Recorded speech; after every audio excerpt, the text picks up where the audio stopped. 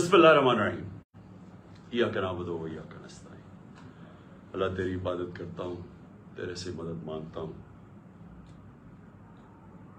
میرے پاکستانیوں، آج میں آپ سے جو بات کرنا چاہتا ہوں وہ جو میں نے آج سے 11 مہینے پہلے اپنی کیمپین شروع کی تھی حقیقی آزادی کی، میں پھر سے آپ کو اور میں خاص طور پہ اپنے نوجوانوں کو یہ بتانا چاہتا ہوں کہ دیکھیں حقیقی آزادی ہوتی کیا ہے۔ میں کافی آپ کو سمجھا چکا ہوں، کیونکہ ایک ملک کا لیڈر ایک باپ کی طرح ہوتا ہے۔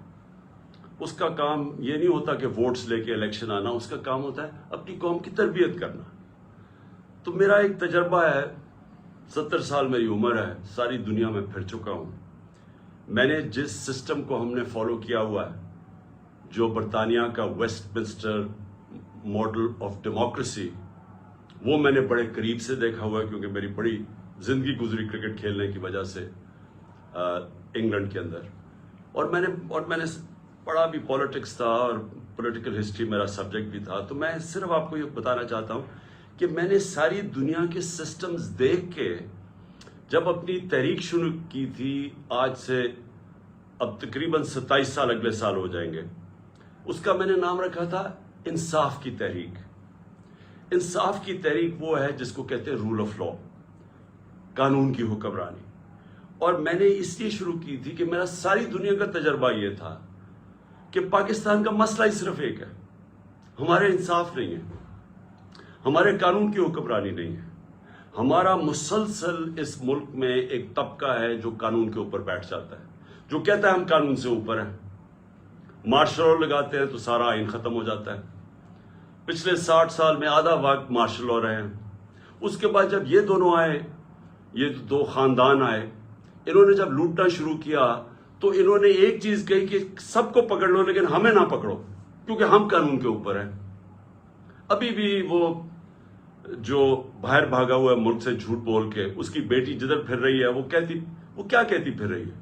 کسی کی جرت کیسے بڑھ رہی کہ ہمارے خلاف کیس کر دیا اور میرے باپ کو یہ کر دیا؟ وہ یہ نہیں کہتی کہ کیا اس نے قانون توڑا یا نہیں۔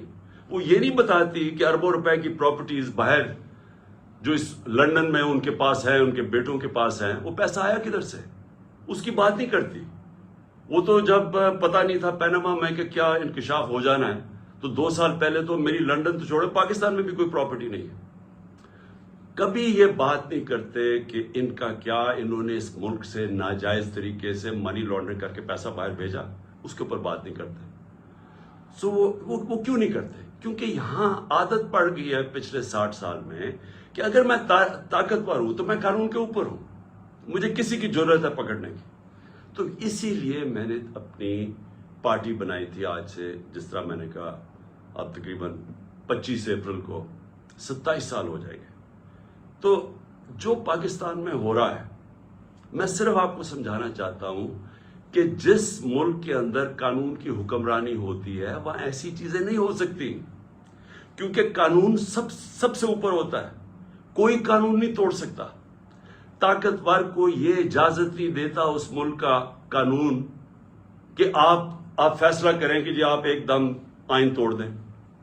کسی بھی اس ملک جدھر آج خوشحالی ہے، جدھر ہمارے لوگ مر کے ویزے لے کے یا کوشش کر کے پیسہ خرچ کر کے باہر جاتے ہیں، وہ کیوں جاتے ہیں؟ کیونکہ وہ خوشحال ملک ہے۔ وہ خوشحال اس لیے ہے کہ وہاں انصاف ہے، وہ قانون کی حکمرانی ہے۔ میں نے اپنے لوگوں کو جب سے میں وزیر اعظم بنا، میں نے یہی سمجھانے کی کوشش کی کہ مدینہ کی ریاست میں میرے نبی صلی اللہ علیہ وسلم نے قانون کی حکمرانی، عدل اور انصاف قائم کر کے ان کو دنیا کی امامت کروائی۔ جو بنیاد رکھی تھی ریاست کی وہ عدل اور انصاف پہ رکھی تھی۔ غربت تھی، پیسہ نہیں تھا، برے حالات تھے، مہاجر آئے ہوئے تھے جن کے پاس سب کچھ چھوڑ کے آ گئے تھے۔ ادھر اس معاشرے کے اندر انہوں نے سب سے پہلے قانون انصاف قائم کیا، اور بعد میں خوشحالی آئی، اور بعد میں وہ ایک عظیم قوم بنے۔ تو جو قانون کی حکمرانی ہے یا جو انصاف ہے وہ کرتا کیا ہے؟ وہ انسان کو آزاد کر دیتا ہے، اور آزاد انسان کی پرواز اوپر ہوتی ہے. تو یہ یاد رکھیں کہ جو حقیقی آزادی ہے، ایک تو انگریزوں سے ہم نے آزادی لی. ابھی 23 مارچ گزرا ہے کل. 23 مارچ میں کیا ہوا کہ بہت بڑا ایک خواب، ایک ریزولوشن پاس ہوئی یہی مینار پاکستان میں، جس کو پہلے منٹو پاک کہتے تھے، کہ ہم نے ایک مسلمانوں کے لیے ایک ایسی ریاست بنانی ہے جو ان اصولوں کے اوپر کھڑی ہوگی جس کے اوپر پہلی مسلمانوں کی ریاست مدینہ میں قائم کی گئی تھی. اور سب سے پہلے جو قائد اعظم ہمارے لیڈر تھے وہ سب سے بڑے کانسٹیٹیوشنسٹ تھے، وکیل تھے، قانون کی بات کرتے تھے. تو آج میں صرف آپ کو بتانا چاہتا ہوں کہ جو پاکستان میں ہو رہا ہے، ہمارے سارے مسئلے اس لیے ہیں کہ طاقتور اس ملک کے قانون کو نہیں مانتا، وہ اپنے آپ کو قانون سے اوپر سمجھتا ہے، اور اس کی وجہ سے ہم آزاد نہیں ہیں، ہم غلام قوم ہیں. آزاد قوموں کے اندر کبھی بھی کوئی آئین توڑ نہیں سکتا. پاکستان کا آئین، پاکستان کے 5 سپریم کورٹ کے ججز واضح طور پہ کہتے ہیں کہ 90 دن میں الیکشن ہونا ہے، کیونکہ یہ آئین کہتا ہے. سپریم کورٹ کا کام ہوتا ہے آئین کو امپلیمنٹ کرنا. وہ اناؤنس کرتے ہیں، الیکشن اناؤنس ہو جاتا ہے 30 اپریل کا، کل بیٹھ کے فیصلہ ہوتا ہے. الیکشن کمیشن کہتی ہے کہ نہیں جی، ہم نے تو، ہمارے پاس پتہ نہیں پیسے نہیں ہیں یا پتہ نہیں سیکیورٹی نہیں ہے، اور ہم 8 اکتوبر پہ چلے گئے. تو یہ آزاد قوموں میں یہ ایسا نہیں ہو سکتا. میں جو آپ کے پاس آج یہ بات کرنے آیا ہوں، میں آپ کو سمجھانے آیا ہوں، یہ ہوتا ہے جب قوم غلام ہوتی ہے. کیونکہ جس ملک پہ آئین نہیں ہوتا اور قانون نہیں ہوتا، وہ ملک غلام بن جاتا ہے. اپنے ہوتے ہوئے ہیں پاکستانیوں پر، لیکن ہم غلام ہیں، ہم آزاد نہیں ہیں. اور یہی رکاوٹ بنی ہوئی ہے ہماری پرواز میں. ہم آج بیکاریوں کی طرح پیسے مانگ رہے دنیا سے، دنیا میں ذلیل ہو رہے ہیں. آج ذرا دیکھیں کہ حالات کیا ہیں اس ملک کے، کہ 11 مہینے سے جب سے حکومت آئی ہے امپورٹڈ، جو ہمارے اوپر مسلط کی گئی ہے، آج 6 اب تک لوگ آٹے کی لائنوں کے اندر کھڑے مر گئے. آج یہ حال ہے کہ پاکستان کی تاریخ میں وہ مہنگائی آئی ہے، اور یہ سارے ان کی پہلے سٹیٹمنٹس دیکھیں، ایک ہی چیز یہ کہتے تھے کہ جی عمران خان نے بڑی مہنگائی کر دی.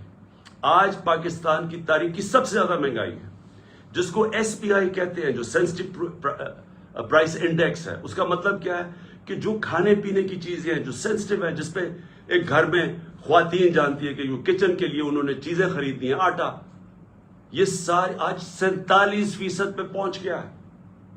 47% پہ SPI پہنچ گیا، یعنی پاکستان کی تاریخ میں سب سے زیادہ مہنگائی ہے. جب ہمارا ملک بھی ٹوٹا، جب یہاں زلزلے آئے، یہاں سب کچھ ہوا، یہاں ہر کچھ ہوا، لیکن اس طرح کی مہنگائی نہیں آئی.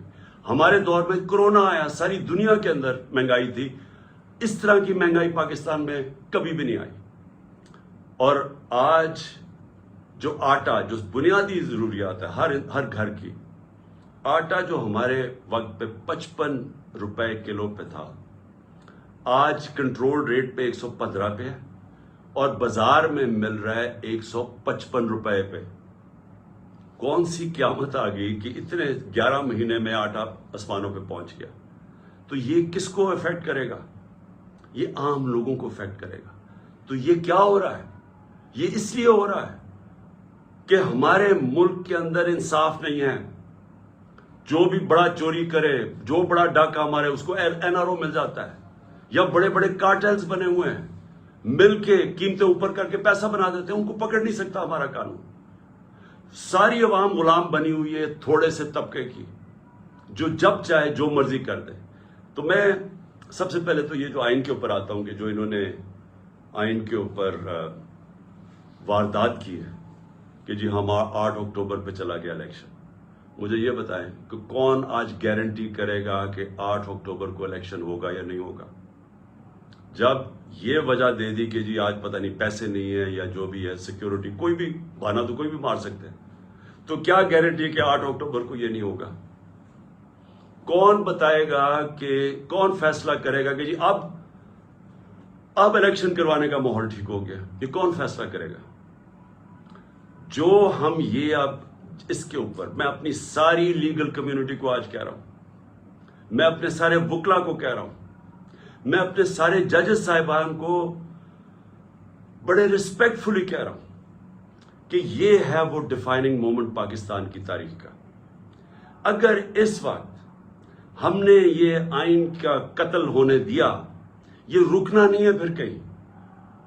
سب کو یاد ہونا چاہیے کہ ایک دفعہ کہا تھا میں 90 دن میں الیکشن کروا دوں گا، اور اس کے بعد 11 سال تک ایک آمریت کے ملک اس پہ پڑا رہا تھا۔ تو آج بھی اگر ہم یہاں سے ہٹتے ہیں، یہ پھر رکنے نہیں لگی بات۔ اور میں ساری قوم کو آج کہہ رہا ہوں، آزاد قوم وہ ہوتی ہے جدھر قانون کی حکمرانی ہوتی ہے، رول آف لا ہوتا ہے۔ جس ملک میں رول آف لا نہیں ہے، وہاں طاقتور کمزور کے اوپر حاوی ہو جاتا ہے۔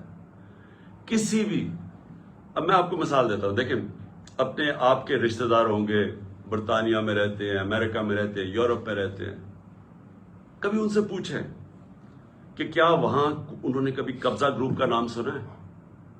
کبھی کسی کی پراپرٹی کے اوپر قبضہ ہوا ہے؟ کسی طاقتور نے کیا؟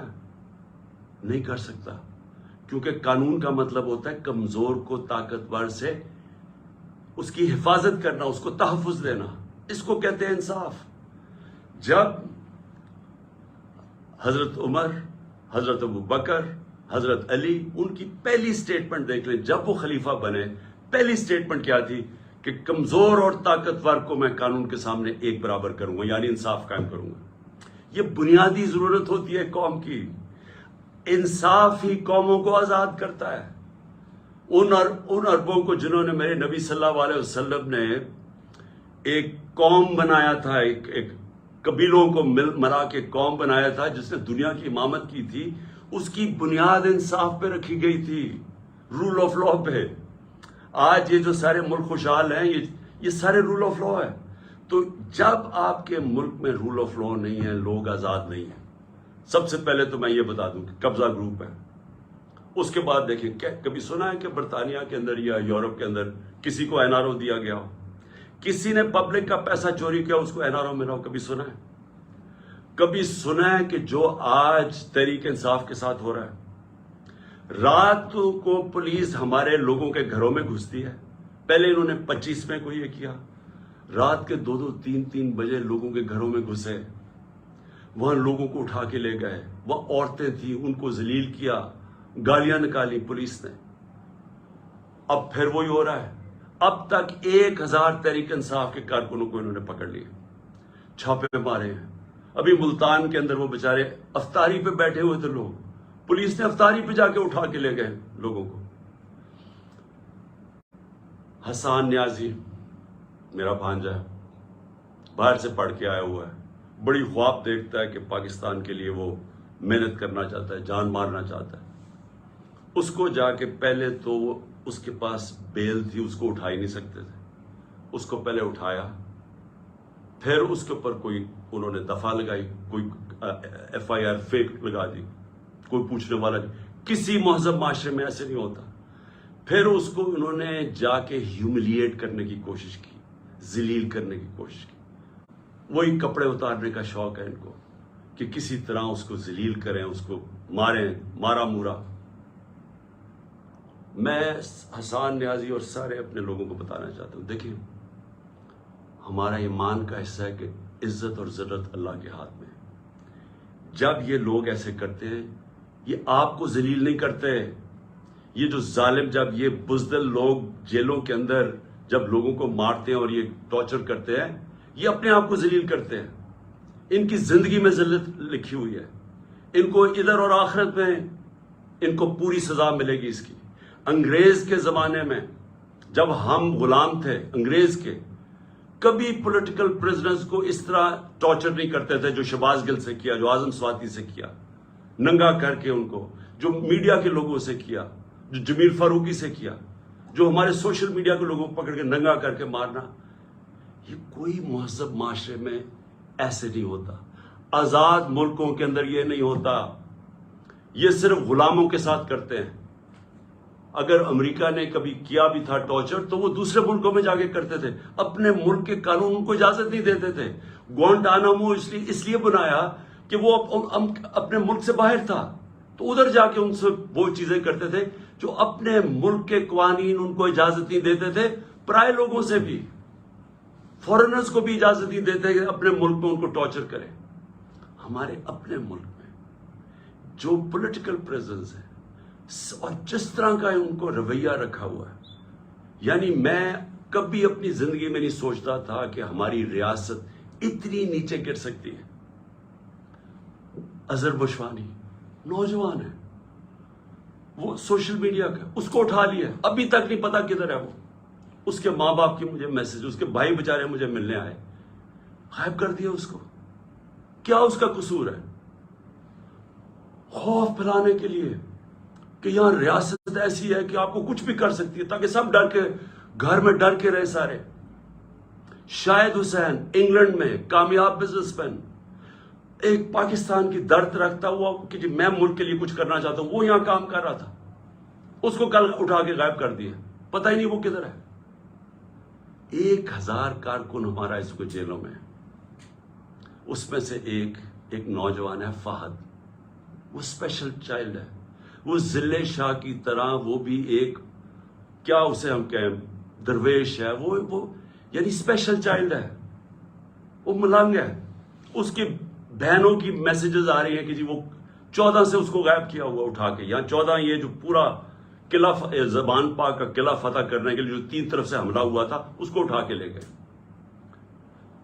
کسی پاکستانیوں کسی آزاد معاشرے میں ایسے نہیں ہوتا، یہ مقبوضہ کشمیر میں کر رہے ہیں ایسے، جو یہاں ہو رہا ہے مقبوضہ کشمیر کے اندر اسی طرح لوگوں کو اٹھا رہے ہیں وہاں، جو ہم ہر روز مذمت کرتے ہیں اور ہم کشمیریوں کے ساتھ اظہار یکجہتی کرتے ہیں، اس لیے کہ ان سے یہ ظلم ہو رہا ہے، فلسطینیوں سے یہ ہوتا ہے، یہ ہمارے سے ہو رہا ہے یہاں، اور ایسا ہو رہا ہے، ایسا خوف پھیلانے کے لیے کہ سب ڈر جائیں۔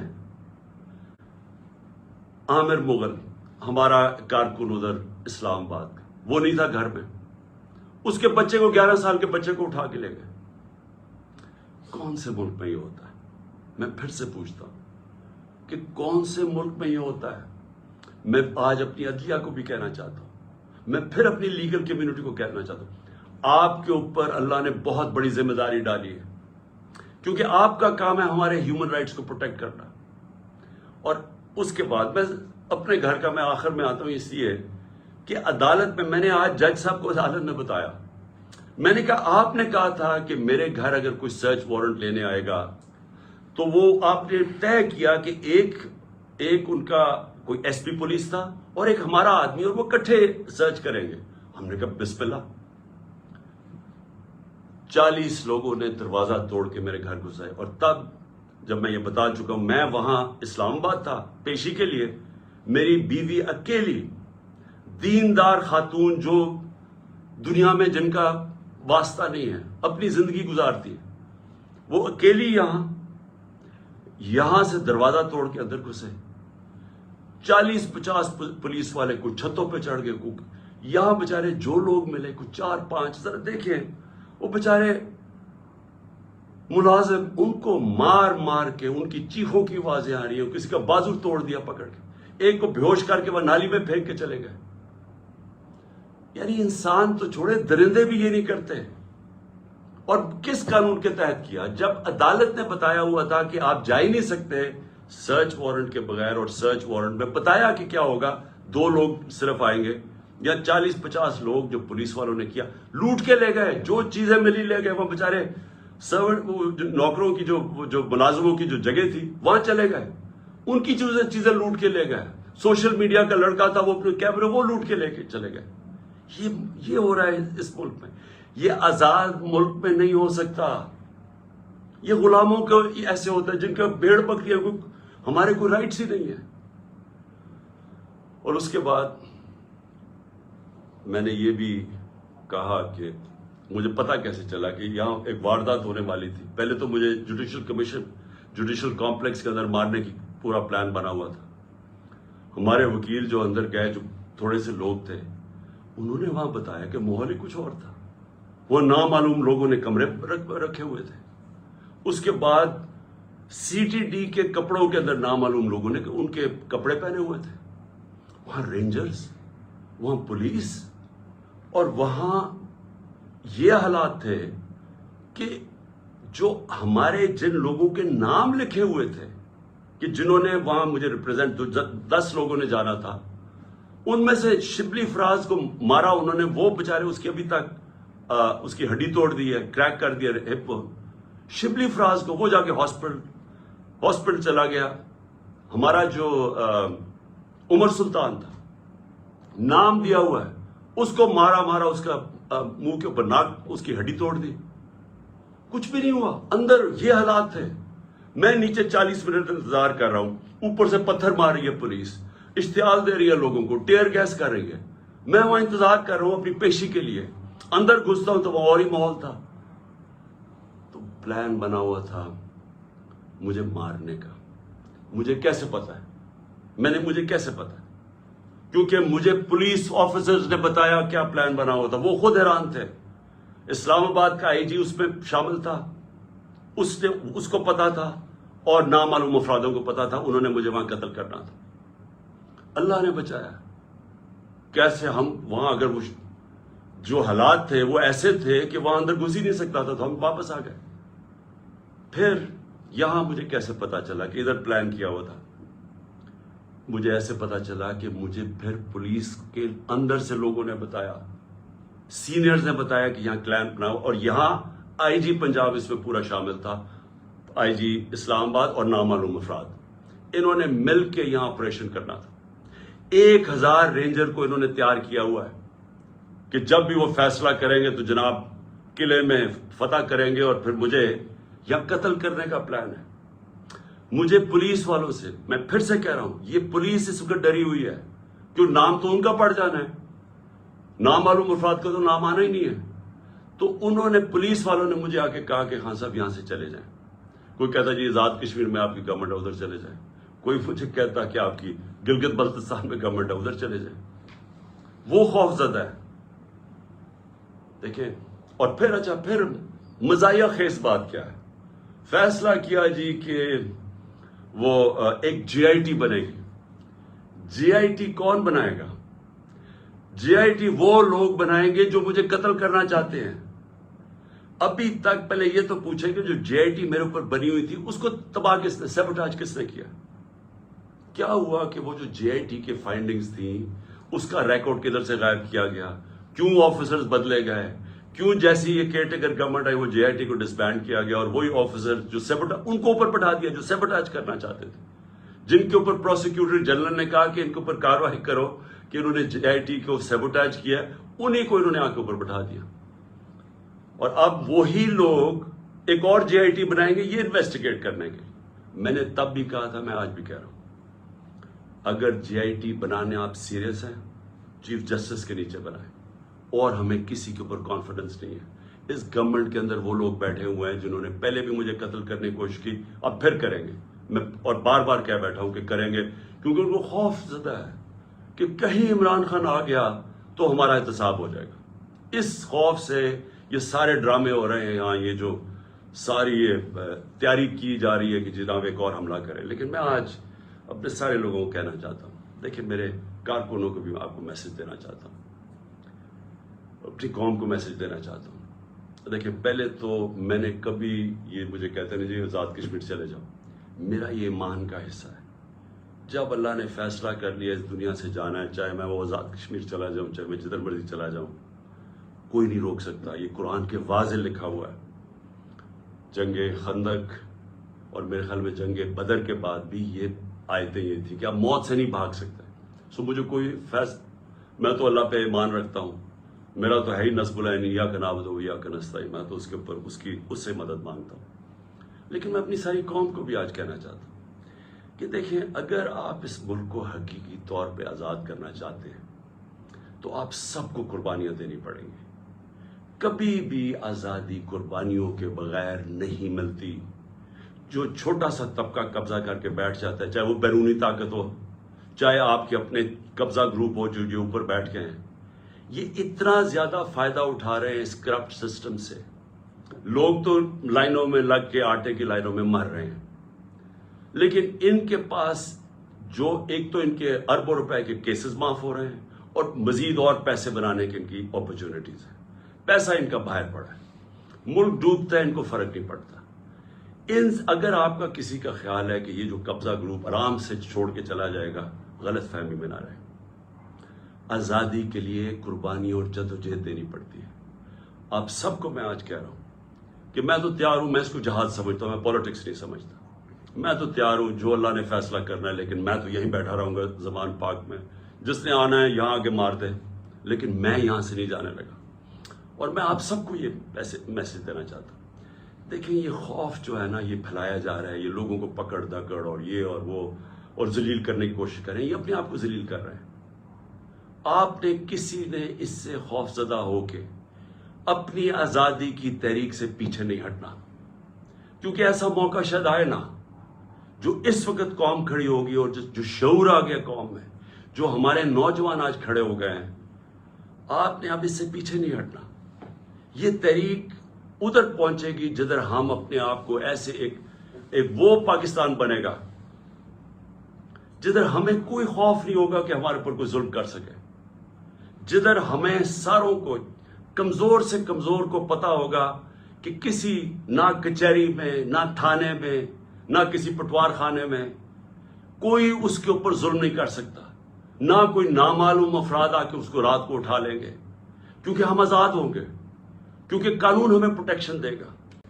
تو میں جو آپ کی اصل جو اینڈ میں آنے لگا ہوں, آپ نے اس سے کسی سے نہیں گھبرانا. قوم نے کھڑے ہونا ہے. ہم نے اپنی آزادی کے لیے آخری خون کے قطرے تک ہم نے لڑنا ہے. ہم نے پرامن طریقے سے مقابلہ کرنا ہے. اور جو میرا مینار پاکستان کا جلسہ ہے, جو کل شام کو انشاءاللہ, کل رات کو عشاء کے بعد, تراویح کے بعد جو انشاءاللہ ہم مینار پاکستان میں جلسہ کریں گے, میں آپ کو اپنے حقیقی آزادی کا پورا روڈ میپ بتاؤں گا. میں آپ کو بتاؤں گا کہ ہم نے کیسے اس عذاب سے نکلنا ہے, ہم نے کیسے اپنے ملک کو, یہ جو دلدل میں ہم پھنس گئے ہیں, جو برے حالات ہیں, ہم نے کیسے نکلنا ہے اس سے. میں انشاءاللہ آپ کو اپنا پورا پلان بھی دوں گا.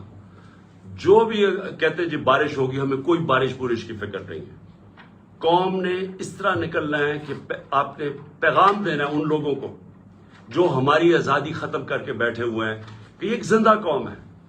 لاہور کے لوگوں کو میرا خاص طور پہ پیغام ہے کہ دیکھیں, تحریکیں جو لاہور سے شروع ہوتی ہیں وہ سارے پاکستان میں پھیل جاتی ہیں.